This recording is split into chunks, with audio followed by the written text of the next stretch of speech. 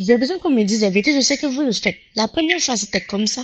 Quand j'étais un peu perdue, je me nouvelle, vous m'avez éclairé. J'ai fini par mettre, par mettre fin à cette relation, je ne regrette pas. Et là, ça fait pratiquement un an et quelques mois que je suis dans le désespoir. Je me dis toujours qu'il va changer. Alors, je suis très contente que vous ayez déjà réussi à évacuer ce que vous ressentez. Tout ce que vous avez au fond de vous, c'est très bien. Ce que je veux retenir de tout ce que vous avez pu dire, c'est le positif. Parce que malheureusement, quand on est dans une relation et qu'il y a des problèmes, on oublie le positif. On est plus focalisé sur ce qui manque à la relation que sur ce qui peut faire avancer la relation. En parlant de votre partenaire, je vous ai entendu dire, c'est un homme attentionné, c'est un homme avec qui on peut discuter projet, avec qui on peut rigoler, on peut danser, on peut faire la fête. C'est quelqu'un qui peut même cuisiner pour une femme et tout ça.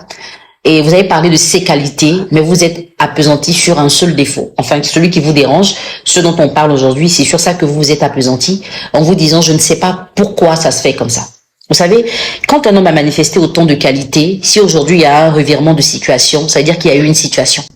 Dans votre cas, vous devez identifier la situation. Mais moi, en vous écoutant, j'ai bien l'impression que c'est depuis la grossesse que les choses ont commencé à changer. Ça peut être normal, parce que quand une femme elle est enceinte, elle devient une autre personne. Parce qu'elle porte une autre vie et c'est pas facile à gérer.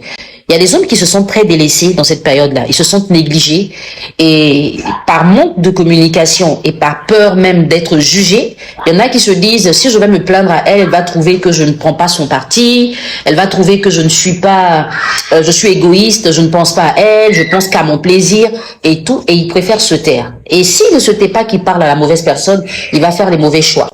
Donc dans votre cas, à partir du moment où la grossesse est intervenue, qu'il y a eu la naissance de l'enfant et que votre relation a pris un coup, je pense qu'il faut vous concentrer sur l'essentiel.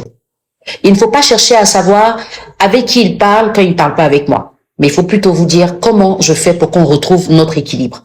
Parce que si vous êtes équilibré là, au moment où vous étiez équilibré, vous n'aviez pas besoin d'une séance de coaching, tout allait bien. Mais il y a eu un problème, il y a quelque chose qui s'est passé. Soit que vous n'avez pas identifié, soit que vous avez banalisé. Au moment de la relation, on passe le temps à énumérer les écarts de l'autre, on veut avoir raison. Mais quand vous voulez avoir raison, vous n'êtes plus en train de protéger votre relation, vous vous protégez vous-même. Alors qu'une relation, c'est à deux. Vous voyez ce que je veux dire? Vu que vous faites le coaching toute seule, c'est qu'à vous que je peux parler. Pourquoi nous les femmes, nous servons de la négligence à nos hommes quand on est enceinte ou quand on accouche? Des fois, on va dire, moi, c'est mon enfant qui m'intéresse. Moi, je suis plus dans l'affaire de tout ça, c'est mon enfant qui m'intéresse. Parce qu'on a une mésentente aujourd'hui. On peut régler demain. Mais là, à l'instant, on dit quelque chose et on a l'impression qu'on n'a rien dit de mal, sans savoir que ça peut blesser l'homme. Mais si l'homme devant nous voit une femme qui est belle et qui la regarde, ah oui, tu la regardes. Depuis combien de temps tu as arrêté de me regarder ou que tu ne m'as pas fait de compliments? On estime que son acte à lui est plus grave que ce que nous on a dit la veille. Parce que pour nous, on n'a fait que parler. Même la parole blesse. Et votre partenaire aujourd'hui, s'il a changé d'attitude, s'il n'avait jamais été comme ça, j'aurais pu dire il y a problème.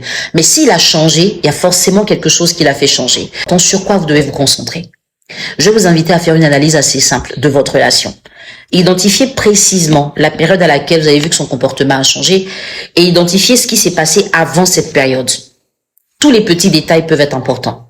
Est-ce que vous aviez moins du temps à lui concentrer, peut-être à cause du travail? Vous avez passé beaucoup de temps avec vos amis, votre famille, donc vous n'avez pas appliqué la loi de l'équilibre des 5 dimensions.